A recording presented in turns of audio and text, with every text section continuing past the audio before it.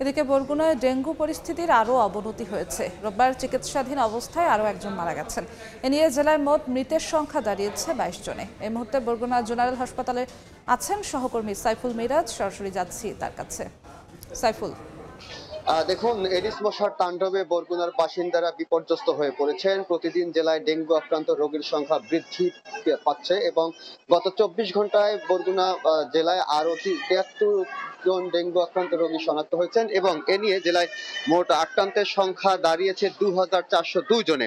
এবং যে নতুন 73 জন ডেঙ্গুতে আক্রান্ত হয়েছেন এর মধ্যে বরগুনা সদর উপজেলায় 69 জন, পাথরঘাটায় একজন, আমতলী উপজেলায় একজন এবং বেতাগী উপজেলায় 2 জন আক্রান্ত হয়েছেন।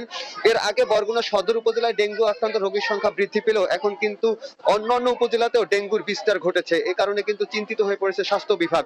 তারা আমাদেরকে জানিয়েছেন যে বরগুনায় এমনিতেই স্বাস্থ্য বিভাগের জনবল সংকটে ঢুকছে। এমন অবস্থায় যদি পুরো জেলায় ডেঙ্গুর বিস্তার ঘটে তাহলে কিন্তু পরিস্থিতি নিয়ন্ত্রণের করার আর সুযোগ থাকবে না। অন্যদিকে এই মুহূর্তে বরগুনায় 224 জন ডেঙ্গু রোগী চিকিৎসাধীন আছেন। এর মধ্যে বরগুনা সদর হসপিটাল, যেটি 250 শয্যা বিশিষ্ট, এই 250 শয্যার হসপিটালে 190 জন ডেঙ্গু রোগী চিকিৎসাধীন আছেন। এছাড়া আমতলী উপজেলায় 3 জন, পাথরঘাট উপজেলায় 7 জন, বামনা উপজেলায় 11 জন, বেতাগী উপজেলায় 4 জন এবং তালতলী উপজেলায় 9 জন ডেঙ্গু রোগী চিকিৎসাধীন।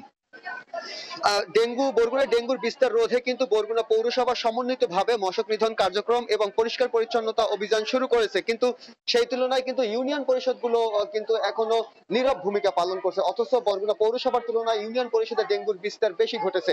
চিকিৎসকরা বলছে যে শুধু পৌরসভা নয়, পুরো জেলা জুড়ে এই ডেঙ্গু বিস্তার রোধে কার্যকরী পদক্ষেপ নেওয়া প্রয়োজন। তো এই ছিল বরগুনা থেকে আমার কাছে সবশেষ।